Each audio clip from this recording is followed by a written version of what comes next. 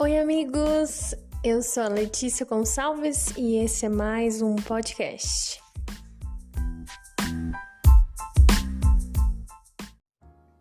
Olá, pessoal! Estamos aqui com mais um episódio. Você já deve ter visto aí o que nós vamos tratar hoje. Hoje nós vamos falar sobre a descoberta da nossa identidade. E como isso é uma coisa que tem se perdido hoje, né? Quem nós realmente somos. Eu estava parando para pensar sobre isso e foi inclusive um tema que nós estudamos com os jovens. E a questão da identidade tem se perdido principalmente por conta do tanto de informações que nós recebemos todos os dias, né? Nós somos bombardeados por referências, por tendências, né? E com isso a gente acaba se perdendo como indivíduo. No final das contas, quem eu sou? Porque quem eu deveria ser diante dessa sociedade, né? E aí a gente se perde completamente. Qual que é o sentido, né, de nós estarmos aqui? Qual é o sentido de eu ser quem eu sou? Né? Nós acabamos nos perdendo e a gente pega muito as referências de outras pessoas, colocamos pessoas em pedestais, achamos que essa pessoa vive da maneira correta, é o padrão correto, e na verdade não. Nós deveríamos ser quem nós realmente somos, e essa é a grande sacada aqui que nós vamos tratar. Mas, ao mesmo tempo, pensando sobre todas essas coisas, o lugar que nós encontraremos a nossa identidade seria na Palavra de Deus, e é por isso que nós vamos ler vários versículos aqui, nós vamos tratar sobre isso, e eu quero que você pare para pensar, né? Diante da Palavra de Deus, quem você é, quem o Senhor fez você para ser, e você realmente se aceitar, né? E isso é uma coisa tão difícil, mas tão importante para nós fazermos. Gostaria já de adiantar aqui que todas essas coisas aqui que nós vamos falar não são necessariamente coisas que eu tenha estudado, mas que eu aprendi com outras pessoas, né? O começo aqui são coisas que eu aprendi com o Douglas Gonçalves, com algumas pregações, alguns estudos dele. E tem também um pedacinho aqui que eu aprendi com o Pablo Marçal, que é uma pessoa muito referência também, e ele é muito cabeça, ele me ensina coisas que eu gosto bastante de acompanhar. Então, não são coisas que eu simplesmente vi e inventei. Então, são coisas que eu aprendi com outras pessoas. E eu quero compartilhar também, porque eu acho que a gente tem que compartilhar no final das contas tudo.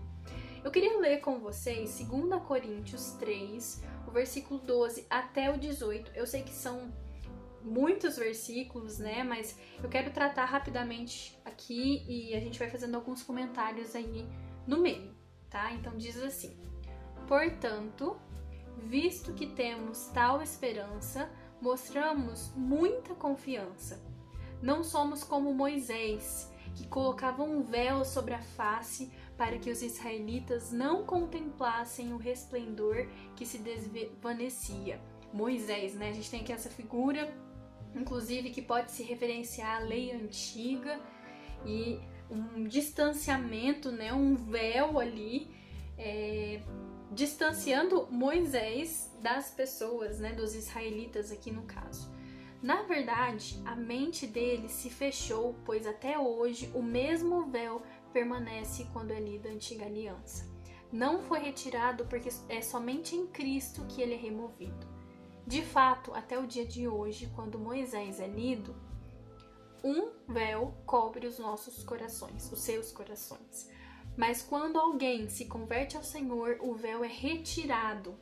Ora, o Senhor é o Espírito, e onde está o Espírito do Senhor, ali há liberdade. E todos nós que com a face descoberta contemplamos a glória do Senhor, segundo a sua imagem, estamos sendo transformados com glória cada vez maior, a qual vem do Senhor, que é Espírito.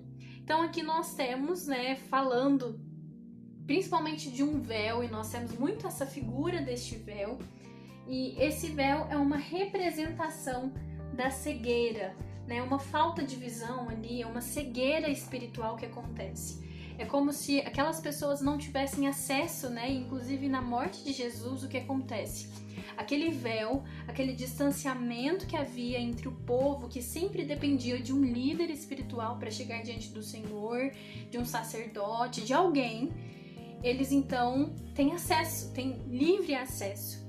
E a grande sacada aqui que nós precisamos entender é que nós estamos nesse momento, né, de cegueira, não consigo entender quem eu sou, né? Eu não consigo entender qual é a minha verdadeira identidade. E esse véu, essa cegueira, ela precisa ser removida. E como que essa cegueira é removida? Somente em Cristo. E é isso que fala, né? Esse véu, ele é removido somente em Cristo. Nossa identidade, ela está escondida em Cristo. E isso é uma coisa que nós vamos ver depois na prática, né? Um momento onde alguém descobre quem ele é, qual é a sua verdadeira identidade, olhando para Cristo. Colossenses 3, o versículo 1 a 3, eu gostaria de ler com vocês, diz o seguinte: uma vez que vocês ressuscitaram para uma nova vida com Cristo, mantenham os olhos fixos nas realidades do alto, onde Cristo está sentado no lugar de honra à direita de Deus. Pensem nas coisas do alto e não nas coisas da terra, pois vocês morreram para esta vida e agora sua verdadeira vida está escondida em Cristo. Nós só encontraremos com quem nós somos quando nós olharmos para Cristo. Inclusive, uma coisa que eu já ouvi várias vezes alguns ensinadores falarem, e eu creio muito nisso, é que nós nos transformamos naquilo que nós contemplamos. Então, quanto mais nós olharmos para Cristo, mais parecidos com Ele nós seremos. E Cristo é a referência, né? É tudo que nós precisamos buscar, precisamos ser, né? E quando nós olhamos então para Jesus, nós então descobrimos quem nós somos. Toda essa cegueira, toda essa falta de visão, ela é removida da nossa vida, né? Nós somos transformados, né? E no final de Coríntios, 2 Coríntios 3 diz: e todos nós que com a face descoberta contemplamos a glória do Senhor segundo a sua imagem, estamos sendo transformados com glória cada vez maior. Então nós somos transformados à medida que nós temos um relacionamento com o Senhor, à medida que nós olhamos para Ele, a nossa identidade é testificada em nós e nós então poderemos ser mais parecidos com Ele. E aí, um momento que acontece isso, mais claramente, que nós conseguimos observar isso e aprender mesmo na prática, olhando para Jesus, então nossa identidade sendo revelada, está em Mateus 16, o versículo 13 até o 19, que nós vemos a seguinte passagem. Chegando Jesus à região de Cesareia de Filipe, perguntou aos seus discípulos: quem os outros dizem que o Filho do Homem é? Eles responderam: alguns dizem que é João Batista, outros Elias e ainda outros Jeremias ou um dos profetas. E vocês? Perguntou ele. Quem vocês dizem que eu sou? Simão Pedro respondeu: tu és o Cristo, o Filho do Deus vivo. Respondeu Jesus: feliz é você, Simão, filho de Jonas, porque isto não lhe foi revelado por carne ou sangue, mas por meu Pai que está nos céus. E eu lhe digo que você é Pedro, e sobre essa pedra edificarei a minha igreja, e as portas do Hade não poderão vencê-la. Então nós temos aqui essa passagem muito conhecida, né? Que Pedro diz aquela famosa frase: tu és o Cristo, o Filho do Deus vivo. Ele reconhece realmente a autoridade de Jesus.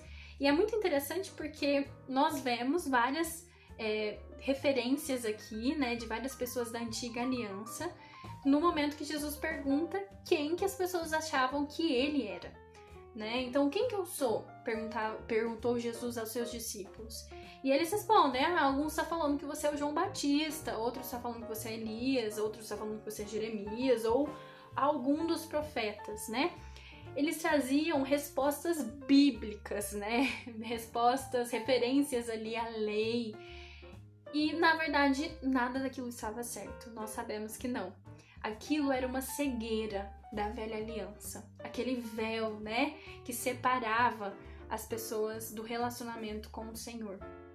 Então, aquelas respostas estavam assim, se nós observarmos, não seriam tão incorretas, por serem respostas da própria aliança, né, da velha aliança e tudo, mas não era a resposta correta.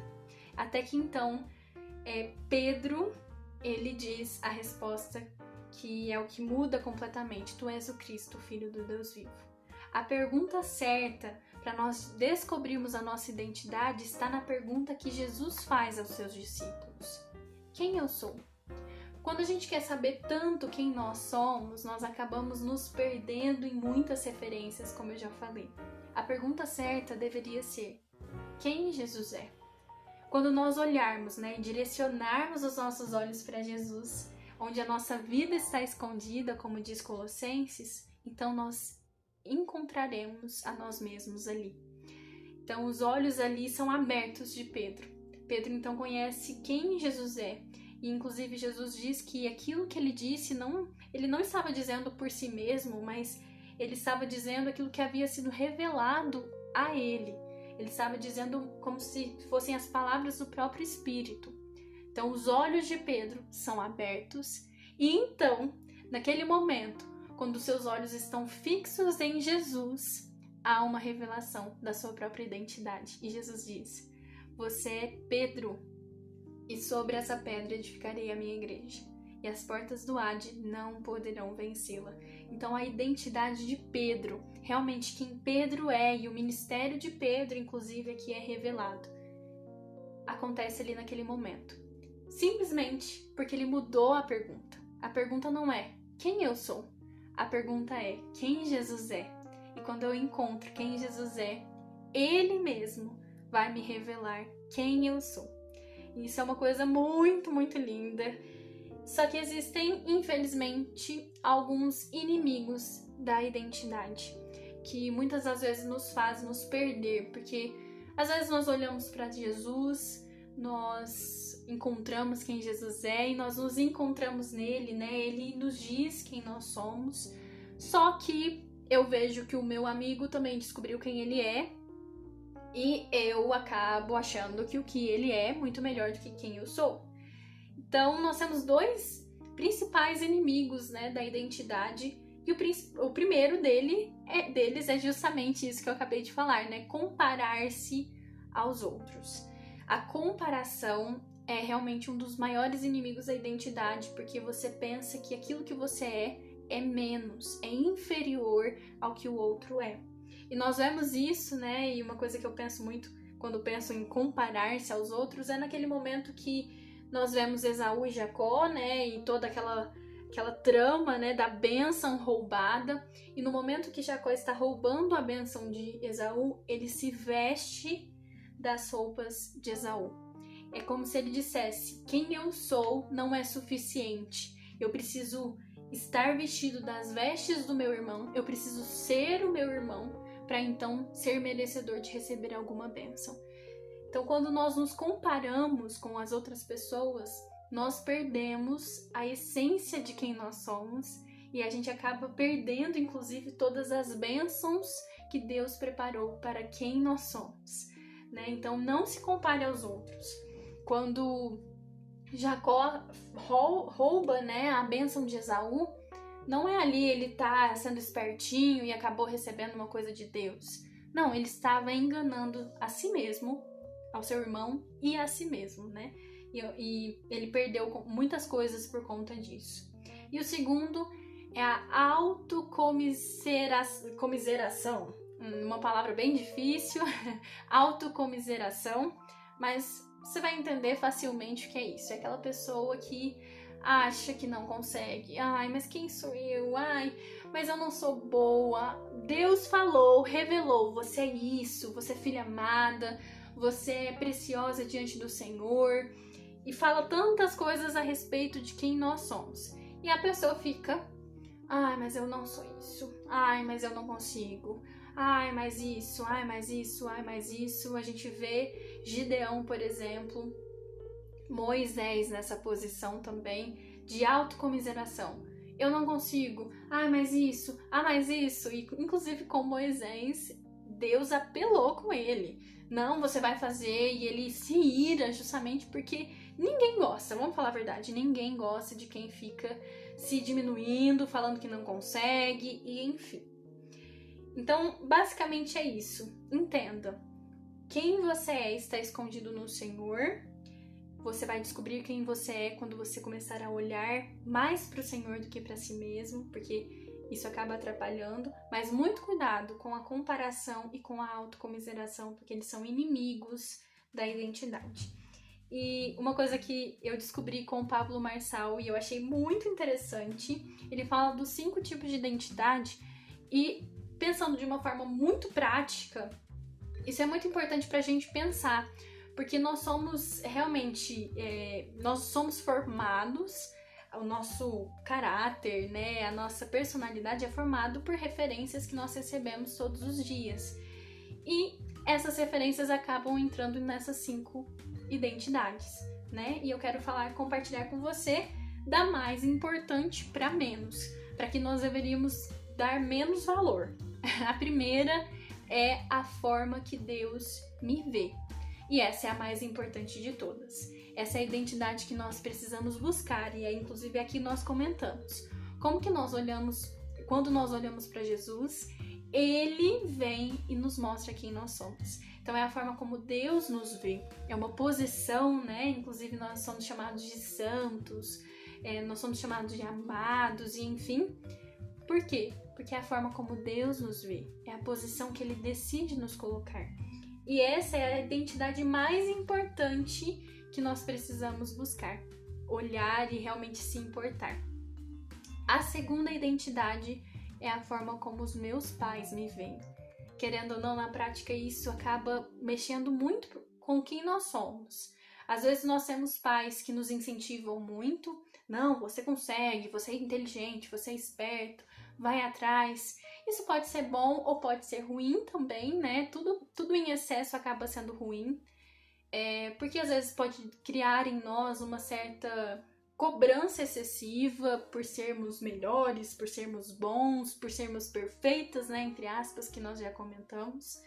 E nós não seremos. Ou tem aquele tipo de pai que ele só sabe criticar o seu filho. Ai, nossa, mas é muito preguiçoso. Nossa, mas o filho do fulano é bem melhor que você. Nossa, mas isso, mais isso, mais isso. E querendo ou não, aquilo que os seus pais falam sobre os seus filhos acarretam muito na sua personalidade. A formação ali da criança, depois em jovem, em adulto, está dentro do vínculo familiar. Então é muito importante, pais, né? Pensem muito nisso. Seus filhos estão se tornando aquilo que vocês estão dizendo e colocando sobre eles. Então pensem muito nas palavras que vocês depositam sobre os seus filhos. Mas a forma como os nossos pais nos veem também é uma coisa muito importante. E nós precisamos, né, o outro lado, nós que recebemos às vezes essas referências positivas ou negativas, olhar, analisar, aceitar e caso seja uma coisa negativa, ressignificar. Ressignifica aquilo. Ah, meu pai disse isso. Não, mas eu vou ser melhor porque Deus, que é aquela identidade mais importante, não me vê dessa forma. Então, ressignifique quando a referência que você recebeu dos seus pais seja uma referência negativa sobre você. A terceira, né, o terceiro tipo de identidade é a forma como o meu país me vê. Olha que interessante. Querendo ou não, nós temos e nós construímos uma identidade cultural. A gente não percebe isso, mas nós temos tradições que estão dentro da nossa cultura. Nós brasileiros, nós somos de uma forma. Se nós formos para a China, é outra forma de viver. Para os Estados Unidos, outra forma de viver. Um país aqui do lado, a Argentina, é outra forma de viver. A maneira de se portar, a maneira de se relacionar com pessoas, tudo isso está realmente sendo construído pela identidade cultural. E isso é uma coisa que a gente precisa também pensar e precisa considerar que nós não fomos feitos para essa terra, né? A nossa verdadeira pátria está nos céus. Então, diante de tudo que é cultural, eu preciso olhar ver aquilo que faça sentido para minha caminhada, principalmente como peregrino. Essa terra não me pertence, né? E então se apropriar daquilo que faça sentido, aquilo que não faz sentido, descartar, né? Mas isso é uma coisa muito importante para se pensar. Nós vemos, por exemplo, feriados, né? A gente tem o carnaval, que é uma coisa muito forte no nosso país. E nós cristãos precisamos ter um posicionamento, principalmente sendo cristãos, diante de uma coisa muito cultural e muito forte dentro do nosso país. Então pense sobre isso também. A quarta forma é a forma como eu me vejo. E isso está muito associado a todas as outras, né? Eu acabo me vendo, dependendo da forma como eu sei, eu aprendo que Deus me vê. Dependendo da forma como os meus pais me veem, eles colocam, imputem em mim. Da forma como o meu país também me vê, né? A forma cultural, a identidade cultural. E a forma como eu aceito ser, né? Da forma como eu me vejo. Tem muitas pessoas que falam coisas sobre mim, às vezes eu não enxergo, né? Então a forma como eu me vejo é a quarta identidade. E a última está por último, né? Mas acaba interferindo na quarta, mas tá por último porque ela é a menos importante e deve ser a menos importante, é a forma como as pessoas me veem. É importante eu olhar a forma como as pessoas me veem, e entender e às vezes tentar melhorar por conta de alguma crítica construtiva, alguma coisa assim. É importante, mas deve ser a menos importante. Eu preciso pensar primeiro, como que Deus me vê? Como que os meus pais, né, que convivem comigo, sabem das minhas falhas, me veem, às vezes me corrigem. A minha identidade cultural, como eu mesma me vejo. E aí depois, por fim, eu considero a forma como as pessoas me veem. E eu achei muito interessante tudo isso. E principalmente pensando que a forma como Deus nos vê, que é aquilo que a gente começou falando, quando nós olhamos para Jesus, ele nos revela quem nós somos. É a forma mais importante. Eu aprendi uma coisa muito, muito, muito interessante esses dias pra trás com uma irmã da igreja, a Flaviana, que ela falou uma coisa no curso de noivos, talvez ela tenha aprendido em outro lugar, mas eu recebi dela e eu achei muito, muito interessante. A nossa identidade, a gente podia parar pra pensar quem nós somos normalmente. Ai, normalmente eu minto, normalmente eu faço tal coisa, normalmente eu sou sem educação, normalmente eu sou ansiosa, e a gente vai fazendo uma lista, né, de coisas que nós somos normalmente. E aí depois a gente para e pensa, e eu queria que você fizesse essa atividade uma hora. Para e pensa nas características de Deus. Quem Deus é? Ah, Deus é santo, Deus é paciente, Deus é amoroso, Deus é um pacificador, Deus é justo. Olha o tanto de coisa que Deus é e parece que não bate com quem nós somos. Mas a palavra de Deus diz que nós temos o Espírito de Deus que habita em nós. A palavra de Deus também fala que nós somos criados à imagem e semelhança de Deus. E ela fala também que nós temos a mente de Cristo. Se eu fosse parar até para pensar em corpo, alma e espírito, a gente tem as três coisas aqui, né? O Espírito habita em nós, então o Espírito, né? Nós somos a imagem e semelhança de Deus, o corpo, né? Fisicamente nós somos parecidos com o Senhor. E nós temos a mente de Cristo associada com a alma, então nós deveríamos ser, se nós formos parar para pensar, né? Corpo, alma e espírito, nós deveríamos ser parecidos com o Senhor Jesus, parecidos com Deus Pai, se nós olhássemos por essa perspectiva. Né? E a verdade é que nós não somos porque nós não assumimos a nossa verdadeira identidade. Nós só encontraremos a nossa verdadeira identidade quando nos apegarmos ao Senhor, pararmos de olhar tanto para nós, eu, e começarmos a olhar para Jesus, para Cristo, e Ele então revelará quem nós somos.